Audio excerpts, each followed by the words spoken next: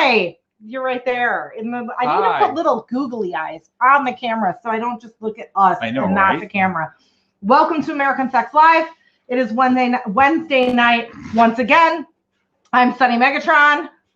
I'm Kevin Elvoy-Berg. This is Waffles. That's Waffles. We are the hosts of American Sex Podcast that drops every Monday. We also are the force behind the Sex with Sunny Megatron TV show on Showtime, which you're going to be sitting in your houses a lot. So get that $14.95 Showtime subscription and watch us and Shameless and Billions. And I'm just ignoring what's going on over here. What else? There's some housekeeping. It's housekeeping. It's ball cleaning time. Oh, you're going to clean my balls? Yeah. No. Housekeeping for us has turned into ball cleaning. It's ball cleaning time. Got to do a little ball cleaning before we get to the humiliation. Not that kind of ball cleaning. Okay, so I told you who we are. We love Get Vocal because we can take our podcast, which isn't very visual, to a whole nother level every Wednesday night, which we do this all the damn time. Hopefully you saw us an hour ago. We were on the Clam Chatter show, and we had a great discussion about BDSM. So if you missed that, go to Clam Chatter and look at their pre-recorded tab and watch it. You guys, I think, will love it. So if you are on here and you're like, I can't see you, turn your phone sideways. If you're like, how do I chat? And you're on mobile, swipe left or right. I'm not sure which one, but try both ways. One way will work and you'll get the chat. And also today we are giving away another sex toy. This time we have the Aroha, Yuru, the Aroha Yuru by Tenga. It's valued at $110. It's a little external vibe. So for clits, for outsides of penises, also wherever you want to on the outside of your body put it. You probably could shove it in your vag, but don't shove it in your ass because you get it lost there. So in order to win this, you have to be 18 or above, have a mailing address. How the hell could you fit that in your ass? I know some people are like, I thought it was broad. No, you put it in the skinny way, not the fat way. Well, I didn't know there was a skinny way because looking at it, it's like a leaf. It's a leaf. Anyway, be 18 or over, have a mailing address in the continental U.S., and be present when we call your name towards the end of this broadcast. Those are the requirements. So what else? Oh, Adam, you know what? You're absolutely right. But you know what? Those preppers have been having those MREs ready to go since 1994, and they're going to get expired. So it gives them a reason to flip out and start eating all their food from back in the day. Yes. And one last thing, V-Coin tipping is now enabled. So anytime you choose, it's totally optional. This is completely free for y'all. But if you choose to use the tipping system, you get some V-Coins. You tip them to us in the chat. You can put a little gift with it. It's not optional. Tip me. Yeah, and then we get money. Tip me. I do want to say Give me money. That's important. I want money. Yeah. Oh, see? Yes. Desiree. Yes. Thank you, Desiree. There is an important thing I want to point out. A lot of people in our industry in on-site entertainment are having a really freaking hard time right now. For instance, Body Storytelling, our friend Dixie, she's had to cancel all her shows. That's how she pays her rent and lives. That's her main source of income. And like us, it's starting to affect us. It's affecting a lot of educators. So if at this day and age you get sick time or you can work from home and you're still getting paid and you have a few bucks either to put in somebody's tip jar or go to their Patreon page and do that, this is a good time to do it because shit's getting funky. All right. One other side note, and this isn't anything panicky. If you also have a friend that's immunocompromised, send them $10. Just like this is going to be a hard time for them because they're going to have to stay inside a little bit more than others. And it's not about freaking out or anything, but it's just about being prepared.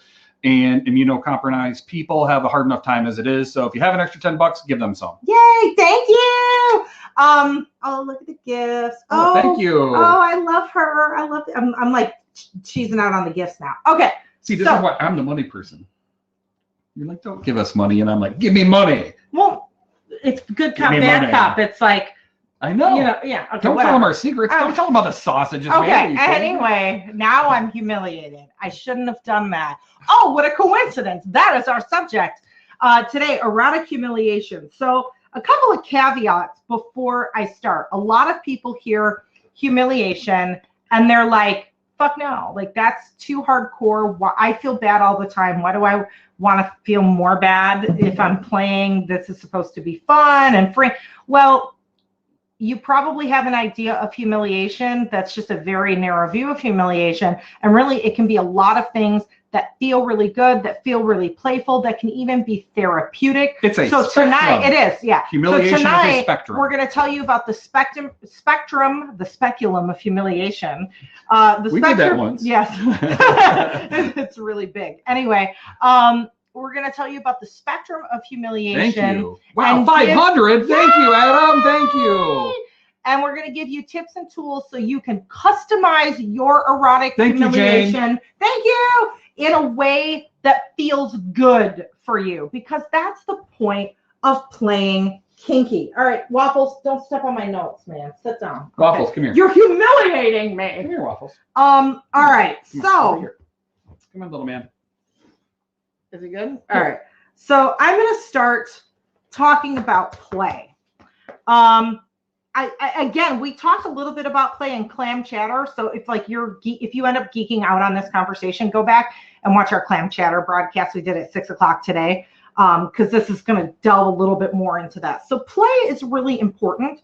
One of my favorite sexuality educators, Midori, describes BDSM as childlike play with adult sexual privilege and better toys, aka cops and robbers with fucking. And it's like, that is the embodiment of what BDSM really is. Now, a lot of people, when they hear play, it's like, we call a lot of sex things play. It's a play party, a play date, that sort of thing. And we don't really think about what the word play means. There is an entire neuroscience dedicated to the study of play. And I would like you to, if you're doing a little homework, look up Dr. Stuart Brown. He wrote a book about it with a colleague whose name I can never remember. And it will fucking blow your mind. I'm going to actually give you some materials right now, because I have a few things for you. Here it is. Oh, wait, hold on. I have it. Hopefully I'll copy paste it and it'll all be there. Let's see what happens. Ooh, is that it? Let's see what I just pasted. Oh, this is the longest freaking thing. Okay, so here's what I'm giving you. I'm reminding you of our Giddy giveaway. So we're still doing that giveaway if you haven't entered. We have a humiliation flowchart handout that we'll talk about a little bit later, but that's there next. Our BDSM negotiation sheet that if you've been with us before, you might have it, but there's a link again if you don't have it.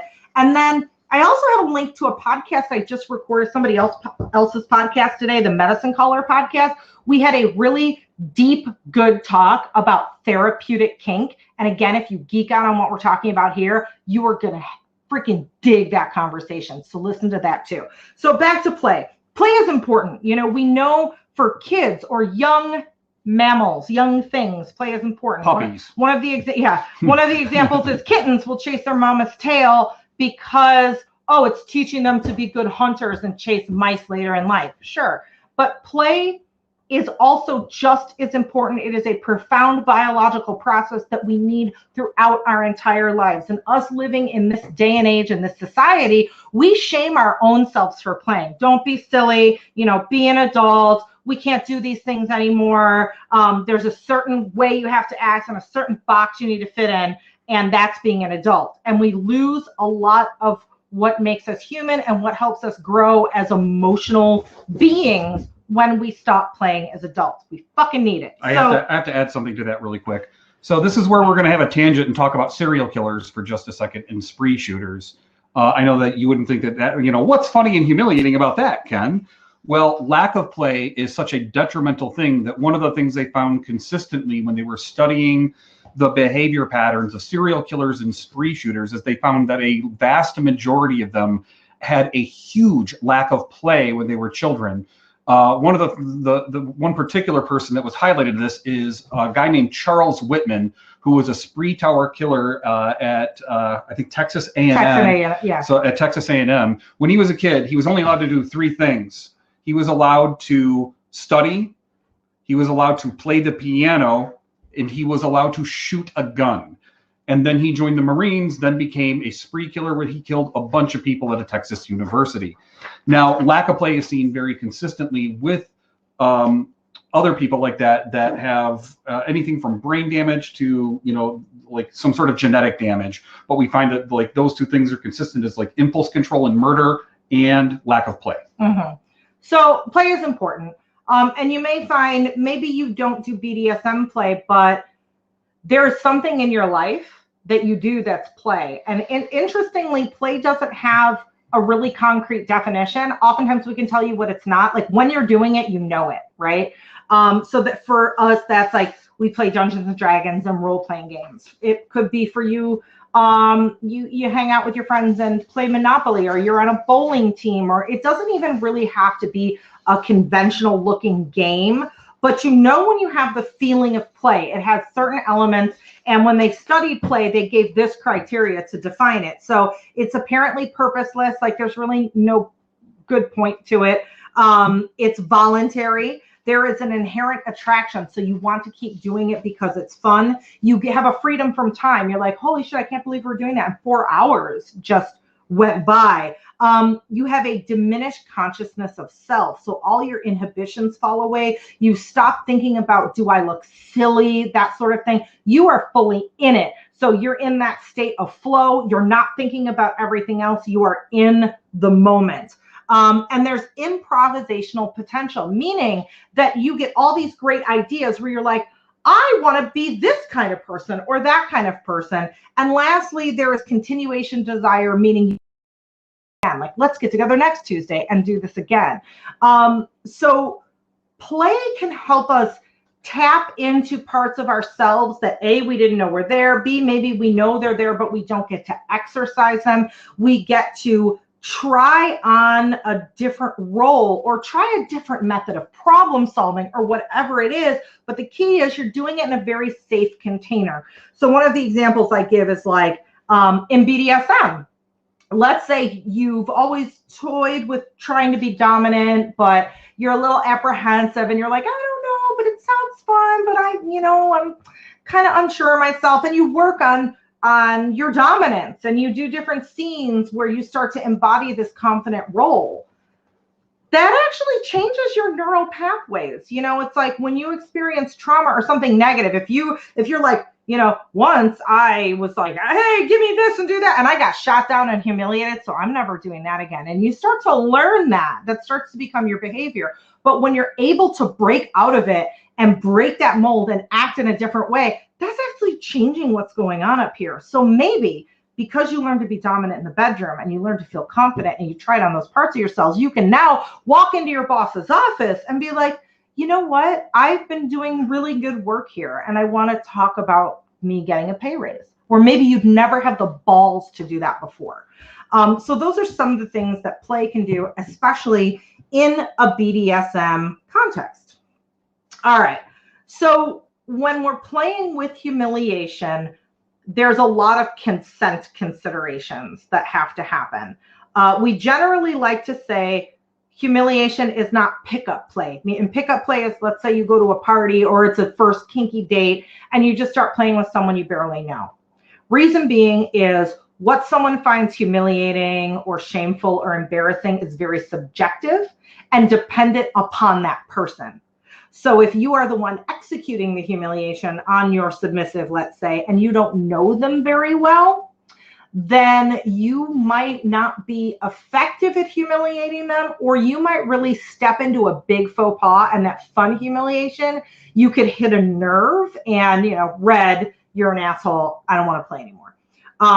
So yeah, let me just look at the text real quick. Anything good happening? I don't know. Okay. I'm just getting caught up. Okay, cool.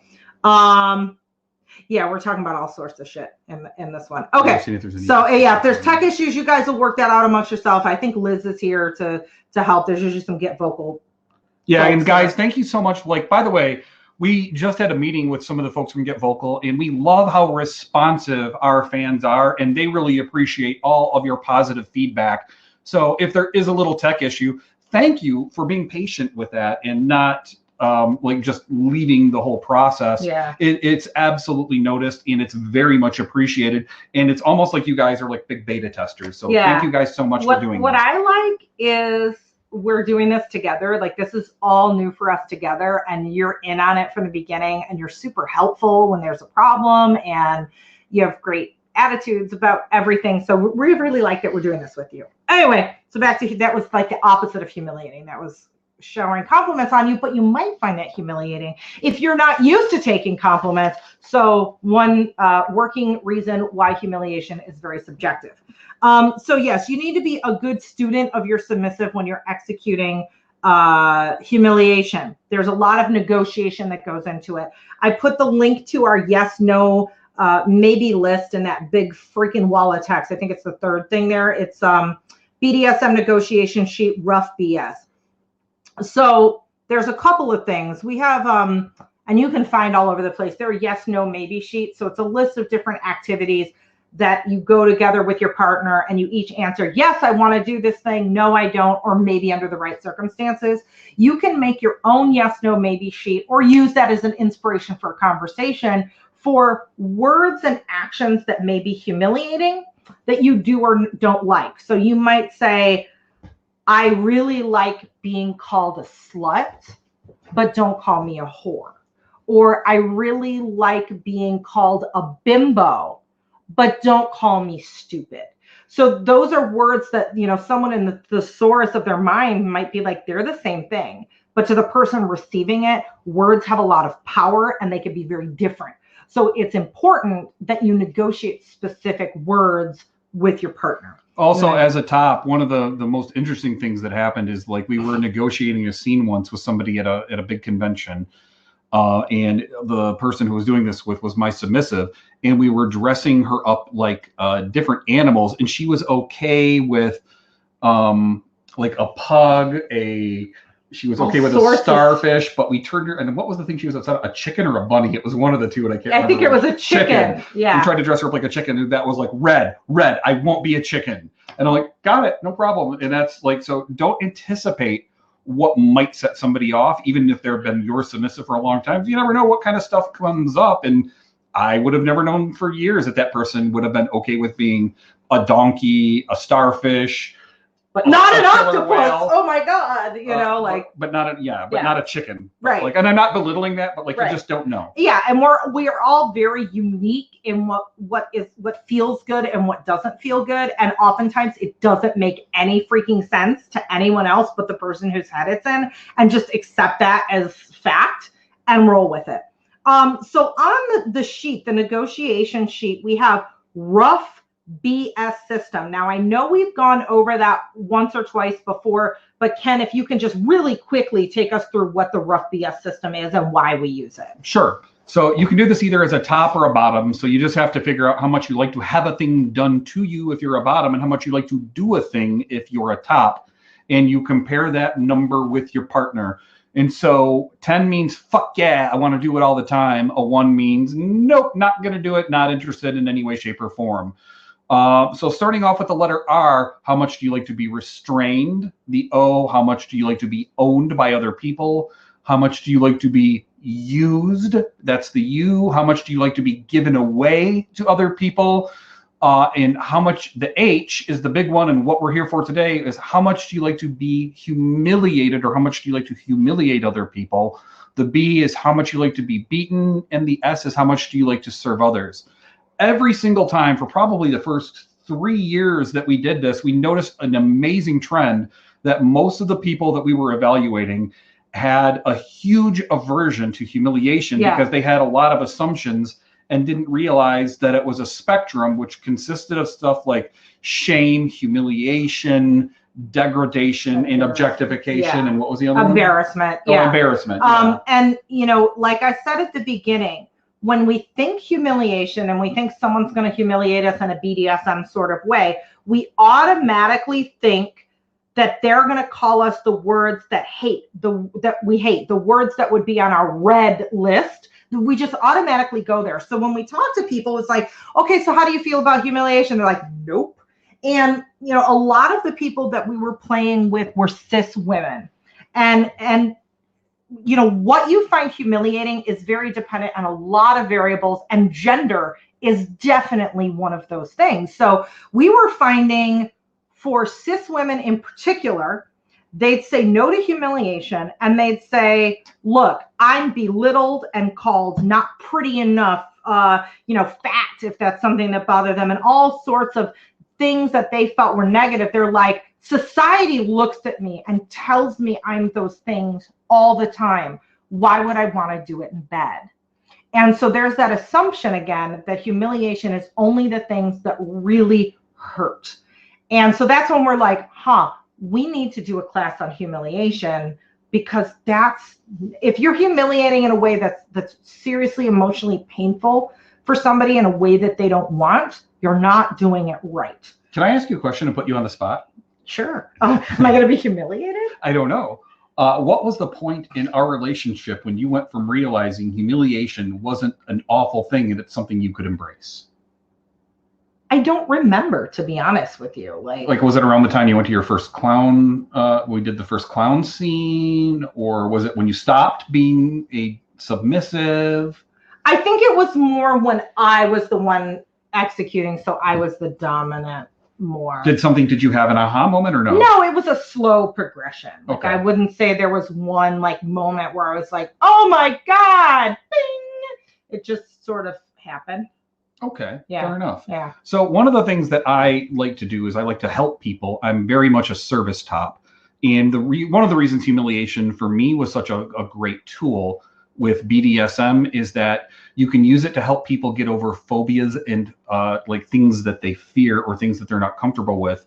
I had one submissive who was terrified of clowns until we used dressing her up as a clown and doing things like decorating the top of her head with a boa and all this sort of thing.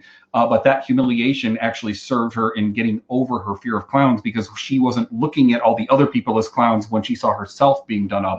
It was both terrifying and humiliating for her, and she didn't know how to feel. Another great example is when we had a submissive that we took out to a nature trail dressed up as an Amish person, and they had to do whatever they could to gain their way back because they had no money and the house was a little ways away, so they had to get enough money for bus fare. So they had to do all sorts of humiliating tricks in order to earn enough cash while dressed as an Amish person on a nature trail. And I just want to hop in here and say, this is a little bit like advanced level BDSM 101. And if you're new to BDSM and we only have limited time, I would suggest going back and listening to our BDSM 101 pre-recorded Get Vocal. We also have BDSM 101 podcasts, like recorded podcasts that you can get on Apple or Spotify or whatever, and go listen to those for some of the nuances of some of the phrases that we're talking about. And real quick, there's nothing against the Amish in any way, shape, or form. It was just something that seemed out of place in downtown Chicago. Yeah. So one cool thing I really like about humiliation, and people use it in different ways. Sometimes it's just to be silly and playful. Sometimes it's in a way to call attention to themselves in maybe a positive way that they normally would be embarrassed about. So let's say I'm at a party and I have my submissive and I'm like, honey, bend over and pick that up and show everybody your ass. Show them how cute you are. And maybe they're like, that's a fun way you can, show them how cute you are. So he's like, that's my job. I wag my ass.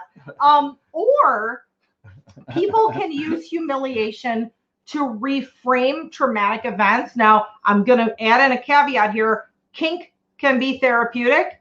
Kink is not therapy. So if you have some really heavy stuff that you're dealing with, talk to your therapist about it. That's not to say you can also use kink to explore it, but if it's a heavy duty thing, talk to your therapist and hopefully get a kink friendly therapist where you can tell them, I explored this in a certain scene. Yay! Shake that ass, bring home that bacon. So in a therapeutic sense, there are a lot of things that can be traumatic. Trauma isn't always the most horrible thing that's happened. Like you have this horror story. Sometimes something that's other people would consider slightly shameful really invoke trauma in other people. So sometimes people use humiliation as a way to rewrite what happened. So let's say small penis humiliation, for instance. It's interesting. Small penis humiliation is huge. That's a weird pun. It really is. I was doing a phone domination for a while, and I was amazed how many people wanted small penis humiliation. I was on Snapchat and I had my DMs open for a while. You'd be amazed how many people would send me penis pictures, and All you people who are like, oh, you know what I do when I get a penis pic? I tell them how small it is and how they're substandard. You'd be surprised how many of them want to hear that. They want to be humiliated. So that is not, first of all, it's kind of shitty to talk about penis size without consent. And secondly, they want that anyway. So you're playing into their little tiny hand. By the way, Maurice, you're all good because you've already given me literal coins that I use in every one of my D&D and Pathfinder games now as action points. They're amazing. So I get to have them reach in the bag and they get to pull out like a coin with a triangle shape or a pentagram or whatever. So small penis humiliation. I find that there are a ton of people that are into it. And when I did my research on it, I found that, and I forget the statistic, but I want to say it was like 50% of the people with penises that are after small penis humiliation actually have average to large size penises. I did a YouTube video about this. If you put my name and put SPH, it'll pop up. And it's interesting. The reason that a lot of people like it is back to that humiliation, back to locker room times, back to just when you're a growing teenage boy and people are telling you how you should be developing into manhood. There's a lot of focus on penis size. So there's a lot of cis men that have a lot of shame and hangups about the size of their penis, whether it's actually small or not, and reliving that instead of being in the locker room where the football players are making fun of you and there's fucking nothing you can do about it and you feel awful and you go home feeling bad about yourself. You can recreate the scene where maybe you're doing, if you're straight, you have a hot girl, one of the hot girls is making fun of you, and you get to rewrite that. You get to have a happy outcome. You get to have, maybe in middle school, a girl made fun of you and then you're like, fuck, she was my crush and now she hates me. Well, now in your scenario, you get to fuck your crush afterwards because it's your partner humiliating you. So you're rewriting those scripts that have played in your head and the things that have traumatized you. So it can be really healing for some people in that type of respect. Real quick, I need to respond to a question. Real briefly, I wanted to mention something. For those of us owners of penises, one of the most interesting things about the penis is that it looks smaller to you. As you're looking down, there's actually an optical illusion that makes your penis look about 20 to 30% smaller than it actually is to other people. So when you see your penis in a mirror, it's going to look different than if you look straight down at it. My feet are like that. I think my feet are smaller. And then when I see them sideways in the shoe store mirror, I'm like, holy fuck, they're boats. Yeah, seriously. So I hope you feel that way about your penis. Okay. Yeah, same thing for dick pics. I agree, Maurice. Totally. So those are some of the ways that you can use humiliation. One more thing about negotiation before we get into the spectrum is medical and psychological considerations. Oh, that's me. Yes. Okay, medical and psychological considerations. So there's a couple of different things that you want to take a look at anytime you're doing BDSM. It's a really good idea to normalize and talk about people's mental health in addition to their physical health. Both of those things are health oriented. There really shouldn't be stigma attached to them, even though there is a little bit with psychological care. But when you're doing pickup play, or rather when you're doing humiliation play specifically, you need to take a look at mental health because you're testing limits. And for some people, they might have PTSD. If you do a certain thing, a certain smell, a certain sound. PTSD is that strikes you when it's least expected. You really don't know how it's going to have. So you just need to ask good questions overall to get a snapshot of what people are really, really scared of and maybe any kind of physical issues that they have. So if they have depression, you need to know that. If they have PTSD, you need to know that. If they have OCD, you need to know that. One of the most humiliating things for somebody with OCD is to bring them into a room full of objects and then just have them all lined up like a, and I've done this before with a sub with OCD. I brought her into a room full of dominoes that were lined up in perfect order to make this great big design. And I started walking through it and just taking big sways like I was Godzilla destroying a city. Right. And she went nuts because she had to inside of her, she had to put them all back up again. And this was pre-negotiated. Some people with OCD may be like, I don't play with that. Don't do that shit to me. And some people might be like, let's play with that, because it's a fear of mine and maybe I can overcome it. Maybe I can learn something about myself. I highly suggest you also review the parts in our BDSM thing about safe words and about what to do when someone is PTSD triggered and they can't safe word and all those caveats. So before you play like this, review those things that we've talked about before. Now onto the physical stuff. When we talk about physical health, there's a few really big ones that we want to take a look at. Is there any heart conditions? Is there hypertension? Is there any sort of diabetes going on? Is the person pregnant? All of those are really, really important, especially like you should know about if they have any hardware in their body, like a pacemaker or an adrenal pump, because that's going to change whatever type of play that you can do. You also want to take a look at, do they have something like costochondritis? Like one of the things with Sunny, and is it okay if I mentioned that? Yeah. Sunny has costochondritis, which is sort of like an inflammation of the connective tissue between your ribs. Yeah. So it means that it is painful for her to be constrained. So she hates it, doesn't like it, and it's because it hurts. So you need to talk about these sort of things so that you're thinking, wow, she's really being a wimp for just having a rope around her. No, she has ribs made of rubber. Exactly. I have bird bones. Even like a big hug, it hurts. Like I'm being crushed. Yeah, so don't give her a bear hug if you meet her. In fact, at this point, let's show them the Wuhan. Yeah, we're not hugging anyone with this freaking virus, man. So those are all the things you need to consider. Now we're going to take you through humiliation. You're going to see this flow chart. We'll go through it in a minute. But the parts of the spectrum of humiliation are embarrassment and shame, true humiliation, degradation, and objectification. And they're all very different things that you can purposely zero in on or not zero in on. And Ken, why don't you take us through what those things are? So to start off with, we're going to, and forgive Grandpa, he's got to take off because I don't do bifocals. So I'm going to be taking these things on and off, but I do have bunny ears, which is helping me fine tune everything. Hang on a second. So shame is the first thing that we're going to be talking about. Now, shame is a feeling of guilt, regret, or sadness that you have because you know you've done something wrong. You have the ability to feel guilt, regret, or embarrassment, dishonor, or disgrace. Shame is a focus on guilt, and it's organized on gender. So, and when I say gender here, I mean what your gender is. So if you're a trans woman, like the woman gender is what we're talking about here. So anybody who identifies as a woman has to be perfect, whereas men cannot be weak. And I know they sound a little similar, but they're not exactly the same. Women are supposed to be nice, thin, modest, and spend all of their extra money on looks. Now, we're not suggesting any of this, but we're talking about what society puts on us. Men have to have emotional control, have a primacy to work and career, have a pursuit of status, and are violent. And one of the great things about shame, and there is one great thing about it, is that empathy can solve shame.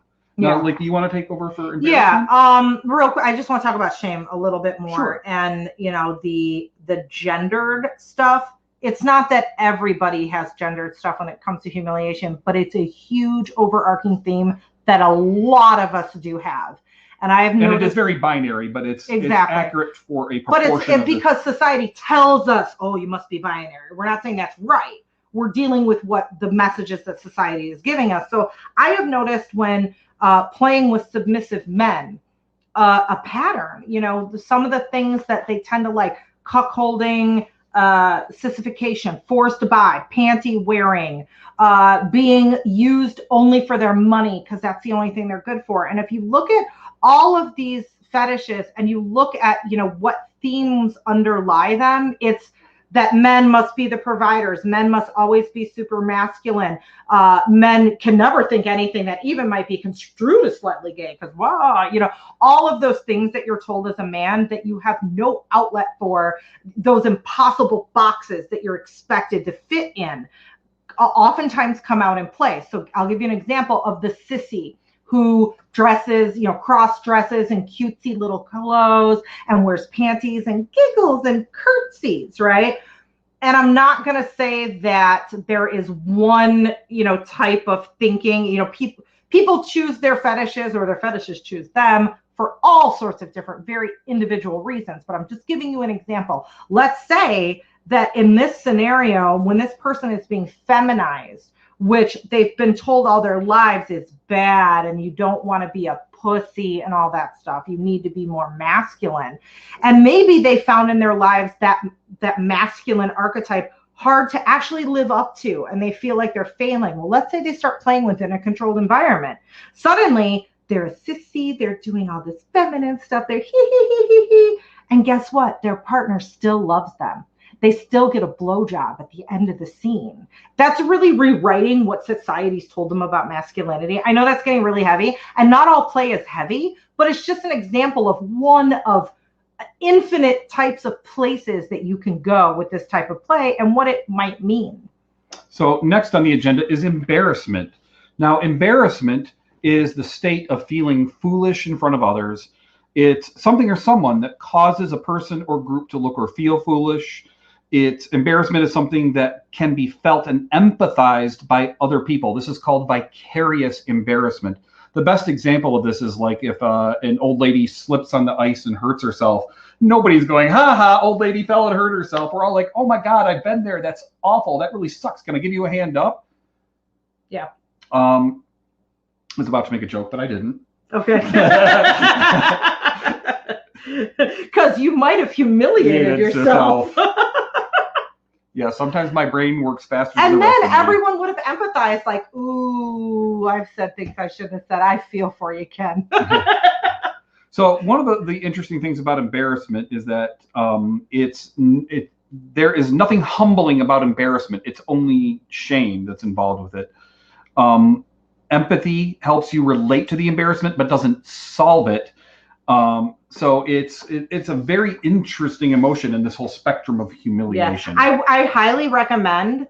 I think it's Brené Brown. I think it's The Power of Vulnerability. I listened to the ebook. I mean, it's a reading book too, but I got it on Audible. And she has a whole chapter where she talks about shame and how empathy is the antidote to shame. It is so freaking good. And it was so funny as I was listening to Brené Brown, because she seems pretty vanilla. I don't know what she is, but at least her material, her public material, it seems very vanilla. But I was just like, oh my God, this whole book can be overlaid to kink. Oh, she talks about play and Dr. Stuart Brown. It's a great book. Yeah, so it's the Power of Vulnerability. I'm pretty sure that's it, Brené Brown. And so one of the things that you can do with embarrassment in a BDSM setting is you can do, one of the things that I've done in the past is forced trick-or-treating. So I dressed my submissive up in a funny costume, gave her 12 addresses to go to, all of which were kink-friendly friends that had potential prizes to give her, most of which were booby prizes. They knew she was coming. It was all. So it's like stinky, gross stuff that might be in an egg. Oh, and by the way, I didn't do this on Halloween. I did it in April. So you can do stuff like this, but she was terribly embarrassed. She had to go up to a stranger's house, go knock, knock, knock, trick or treat. All the neighbors are staring, but it's something that was definitely and she didn't know that you had talked to all these people ahead of time. Oh yeah, she thought it was random. Yeah, she thought like they didn't know she was coming, but it was totally planned, you know. Yeah. And that's one of the things that you can do with any kind of humiliation play is just, a lot of it is smoke and mirrors, because we want consent to be one of the first things we do. So we don't want some strange person dressed up like a gigantic pumpkin to show up and go trick or treat in April. If there's a couple little kids there, and the little kids are going to be pissed off and they're going to want candy. Right. But if we arrange it to like a controlled environment, you know, it is what it is. Next thing we're going to talk about is humiliation itself. Now, humiliation, what you do with it is it's used to reduce to a lower position in one's own eyes or other people's eyes. Humiliation is subjective to gender, race, social status, sexual orientation, career, etc., meaning that what might be embarrassing to you because how you grew up may not be embarrassing humiliating to the person that is next to you. Both of them, like all of us, have very subjective things that make us humiliated. Humiliation is a state or feeling of being humiliated. It's mortification. And it comes from the Latin word humiliare, which literally means to lower oneself, like to the ground. And it means to like be a little bit grounded. Humiliation has the negativity given back to empower the humiliated person. Tops oftentimes are students of their submissives when it comes to what humiliates them, because you really have to study your submissive. Right. This is why you don't do pickup play, because you have to find these little nuances in the fine details of what makes one person humiliated and another person just Yeah. So like, for example, when I gave the example of like, oh, you cute little thing all dressed up, go pick that up off the floor and shake your ass for everybody. Well, someone who is an exhibitionist that loves attention is going to be like, cool, I'll do that. Look how sexy I am. Look at my ass. And it's not humiliating at all, where you might take the next person and they're like, oh my God, I can't do that. It's so humiliating, but I'll do it because it's kind of hot, So it really is subjective. And that's why you need to know your submissive. One thing that's great when you're negotiating is to kind of stealth negotiate rather than be like, what do you find humiliating? A lot of people are like, I don't know, or what do you find humiliating in a kink contest? You could ask them things like, what attributes do you value in people? What are you most proud of about your own character? Things like that. So then like, these are the things that are really important. So maybe they say like, I really value being on time and being prompt. It really bothers me when other people don't respect my time. I make a point to never be late. So then you're like, oh, okay. So next time we get together and play, I'm going to say be here at 1 o'clock, but I'm going to take all my clocks and set them ahead 10 minutes. And then I'm going to have them come in and be like, you're fucking late. I mean, granted that's something they would like to play with, but yeah, you're fucking late. I can't believe it. So they told you how to humiliate them without exactly telling you how to humiliate them, if that makes sense. One of the things that is another example of humiliation when it comes to BDSM, and there are a couple of things that aren't subjective, but are sort of general all-purpose things. Like when we were kids, a lot of us had to write lines when we did something bad.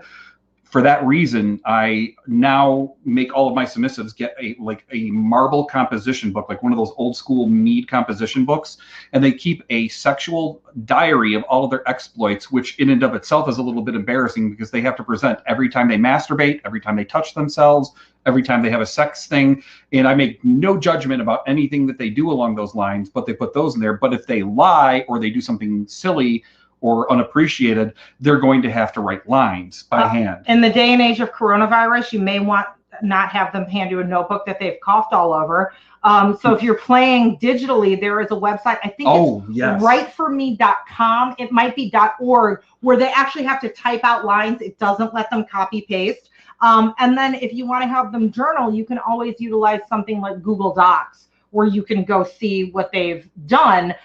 We did an episode on long distance kink not that long ago. If you go into our, go on Spotify or whatever and look at our episode library, but it is chock full of an hour of different websites and cool things that you can use to play long distance, which is going to fucking come in handy because we all have to stay 15 feet away from each other now.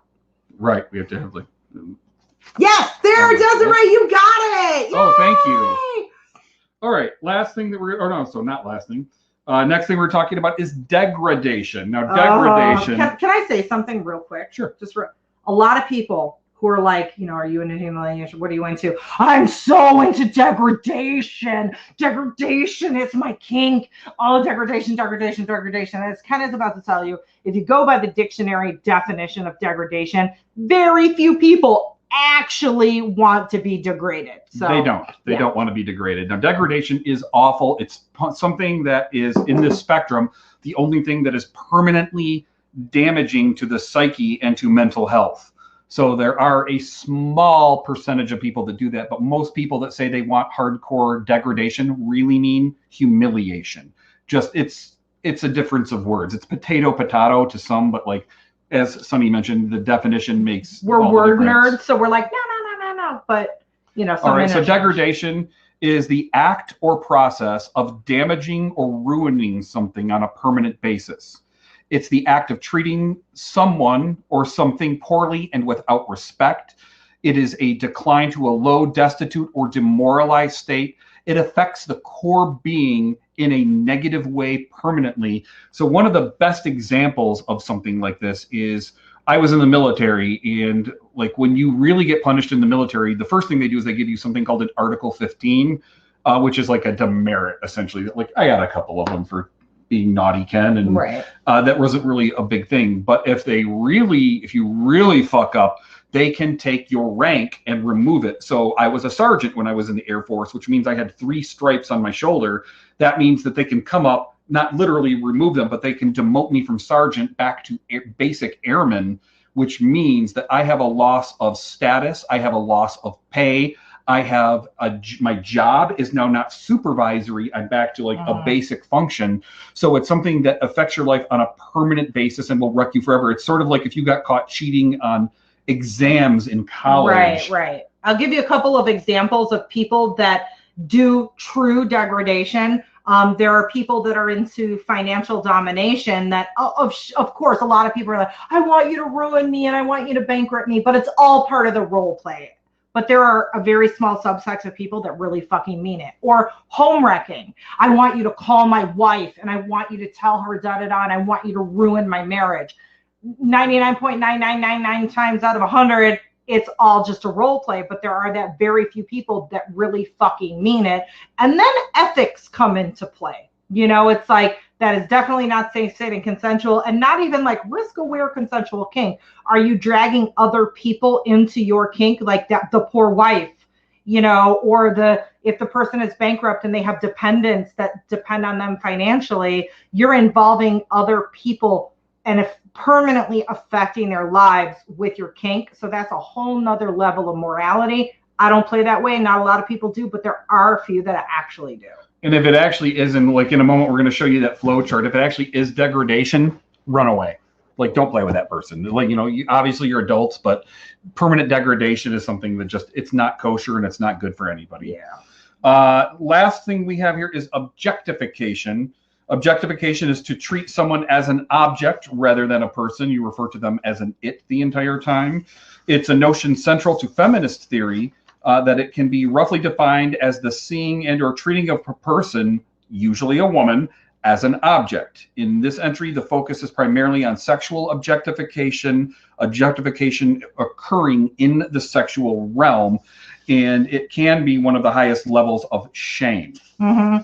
And again, that's all objective and situational. So for instance, if you're like, I'm a lot of cis women, especially straight-ish cis women, at least cis women that play with men at least sometimes, are really into like, I'm your fuck toy, use all my holes, like put a bag over my head and just, you know, use me. That's something that a lot of us are into, whether we admit it or not, for lots of reasons. Could it just be that's what we like? Could it be like we're working out what society has done to us? We're taking that like, I'm the objectified woman to the extreme. You could really sit there and theorize about it and come up with a lot of deep shit. There's also objectification where it's like, you're my human furniture. So I'm not objectifying you and using you for like a sexual thing. I'm putting my martini on your back and I am treating you like you're not there. So there are all sorts of different types of objectification. So really quick, I want to jump forward past all that, and I want to do the flow chart. And we're going to play a little game here. So should we open up somebody in the window, or should we have them say yes or no? Because I want to actually do the flow chart with somebody. Let's do yes, like Y's and N's, like in the chat. So I want one person. I need one volunteer. One volunteer. Anybody at all? Oh, I thought we were doing it with a bunch of people. Nope. Okay, Adam, perfect. No, Adam was first. We'll do him first. Desiree, we'll do you second. All right. So what I want you to do, Adam, is think in your head an act that is humiliating. And I'm going to ask you some questions, and it's going to reflect this flow chart, which you can't actually read very well here, but I think Sunny gave you a link to it. Didn't you, Sunny? Yeah. And it will tell you whether that act, as we defined it, is shame, humiliation, degradation, or objectification. Are you ready, Adam? All right. Can they go at the same time? Okay, let's do it. Can they go at the same time? Okay. All right. So, Adam, does this act make you feel foolish? Yes or no?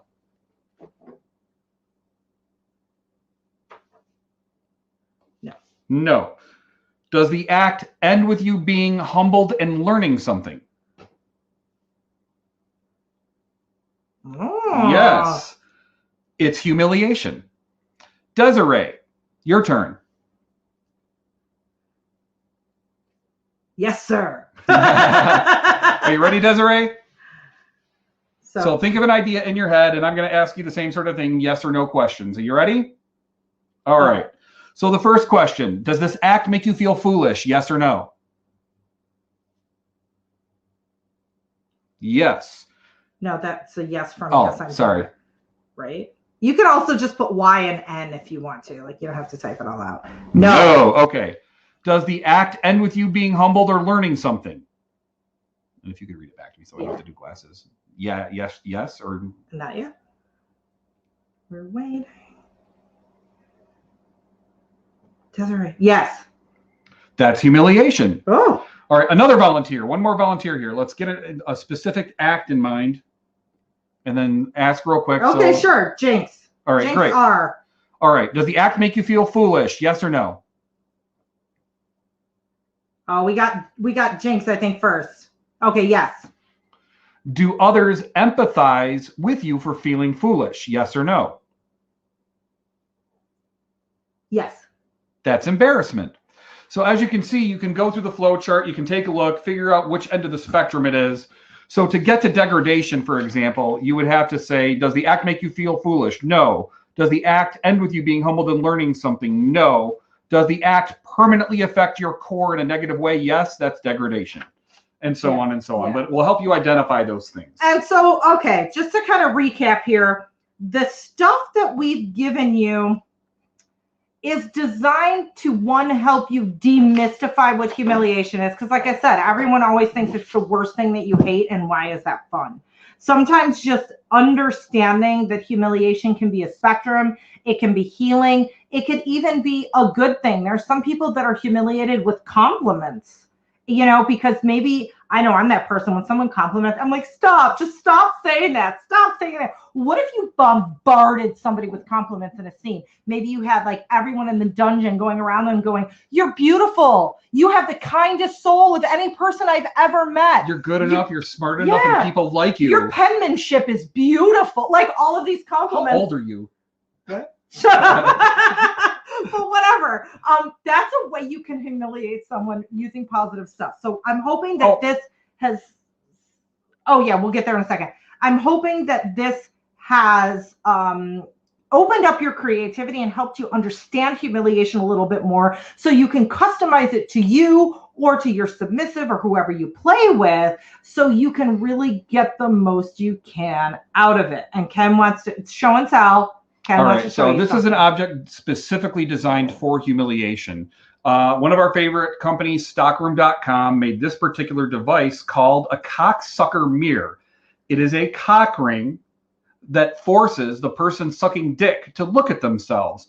Now, my first thought when I put this on was that people are going to be so humiliated, but apparently I'm attracted to vain motherfuckers, because every one of them starts like, look at how good I look glowing. Oh, I'm such a good cocksucker. This lipstick is blowjob proof. Look, it was really funny because I Stockroom.com, cocksucker mirror, totally worth the money. And if you go to either like my Sunny Megatron shop, I have it on there. I don't know if I have my discount set up there. I have a discount. Fuck. I have to remember what my Stockroom discount is. I think it's like bit.ly/Sunny Stockroom, and then my discount code is just Sunny, and you get 15% off most items. So yeah, and that's a perfect example of, it's subjective. For one person, it could be totally embarrassing, and for another person, they're like, look how high I am. Maurice, one of the most cool things you can do with a cocksucker mirror is it's actually, you can do a great shot. If you're having a wide shot of you getting sucked or sucking, you can actually like aim for the mirror and you from the back of the head, so it looks brilliant. Okay, do you want to know who Yes, won? I have had people do their makeup while they're sucking head or sucking head. Do you want to know who won this? Who won it? Are you here, Craving Sodium? I know I saw you here before. I hope you're still here. Craving Sodium, that's an awesome name. Are you here? Are you here? I can't like. You're here. I see you. I know your avatar. I'm pretty sure that's you. Yes. Craving Sodium. I know that you're over 18 and that you live in the continental U.S. because I think you won the is it when we did the Enjoy back in January, I think. But just let me know you're here. Let me know you're here. Craving Sodium, are you here? You won the prize. I see you in the room. Are you in the bathroom right now? Are you pooping, Craving Sodium? Do you want to be humiliated? Is that what's going on? You're pooping, aren't you? You're pooping. I see you here. So some people, oh, that's true. Oh. So because I see you in the chat, I know your avatar, I know you're here, and I know you've been here the whole time because I've been seeing you pop up and down. So I'm gonna give you this. Everyone does poop. It's okay. See, we can relate. Everyone poops. We can relate. Totally. So give me we got 5 minutes. I'm gonna unlock. Tell me either in the chat or pop on camera. Tell me some of the things, you know, maybe that surprised you or that you learned or something. Let's talk humiliation. What'd you think? Did it clear the air? Are you like, oh, shit, man, humiliation might be fun. I gotta try this shit. Hi. Sleepy dog. Oh, you're so tired. Ooh, dog spit. Ugh. Ugh. Nobody wants to talk about humiliation. The difference between humiliation and embarrassment was enlightening. Thank you. I'm so glad. Yeah, I think it did help me. You're saying, did I ever have a light bulb moment? I think learning that humiliation was on a spectrum and that there are different types and different degrees just helped me understand it more. It's like, I learned this when I did natural childbirth. They said, that was funny. We are, I can't remember because the dog is cute and my brain just erased itself. Fear. Fear causes pain and distress. And this was in the context of natural childbirth. It was like, it hurts. A person is sliding out of my vagina. But what they were saying, the antidote to some of the pain is taking away the fear by educating yourself about it.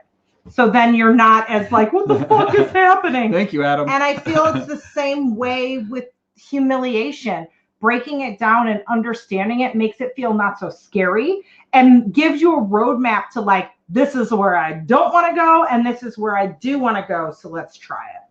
Purell, yeah. I have played with a lot of people that are into humiliation in many ways, self-included. Yeah, it's interesting because like we were talking about regionally, the different kink scenes are very different. Oh, yeah. In Chicago, it is very much known as a psychological play scene. Like we're really into humiliation and like really serious heavy duty mind fucks. And if you go to maybe another area of the country where that's not that popular, you will either horrify everyone in the dungeon or you will blow them away like you're some masterful psychological superstar.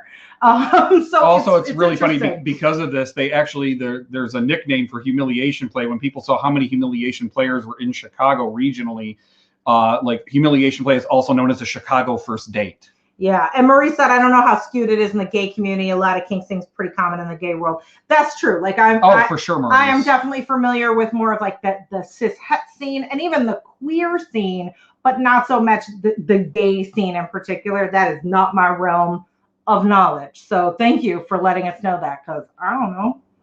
Yeah. Also, one of the things that we know for sure, there's actually a lot more pressure on gay men to conform to a certain standard or stereotype than with hetero men. So humiliation play is something that regionally plays a larger part in those communities, just because it's like you have to be a bear or you have to be a twink or you have to be a muscle Mary and you have to conform to these things. And it's less fluid in some ways. Yeah. Maurice, would you agree with that? Give us your knowledge, Maurice. Maurice? Maurice. Yep. Yeah. Okay, cool. Yeah, I found that the more, you know, the society or even the societal subgroup that you're in really dictates what you might find humiliating, shameful. You know, there are tons of people trying to put us in a box and, you know, very binary. You must be this or that. And neither one of those are attainable. So you always feel deficient. Those are generally going to be the things that a lot of people like to play with in humiliation and to rewrite or to finally find an answer to in a play scenario, because there is no answer in real life because it's a moving target. Phone's about to die. Thank you so much, Jinx. There are a lot of gay men that use the front line. Oh, look, cheap tea tree soap. I think I'll just use some randomly right here on the internet in front of everybody. Why? That's mine for my eczema. It's not know, for you. It's humiliation play. You're not humiliating me. You're just pissing me off. See, subjective. Subjective. I'm like, I'm poking your don't make me beat you. Anyway, there's a lot of gay men that are frontline takedown people that use the word fag. Can I say that? I'm reading it. You said it. Is that okay? But they want to be used and called one when they get dick in them. Yeah. Yeah. It's like a lot of people, you know, and then we're slipping into, and it's 9 o'clock. So I'm actually going to say goodbye real quick and then I'll continue what I'm saying. Thank you. Thank you so much. Those of you watching the recording, join us every Wednesday night at 8 o'clock Pacific time and Get Vocal. There's always something different that we're talking about. Also listen to American Sex Podcast wherever you find podcasts, and watch Sex with Sunny Megatron, and wash your fucking hands. Wash your hands. Yeah, and don't go to Europe, or don't come back from Europe. Yeah. Okay. Don't go to Europe. Don't go to NBA games. And wash your hands. Wash your hands. Okay. All right. Bye. Bye. I'm gonna stop the broadcast, but I'll stick around.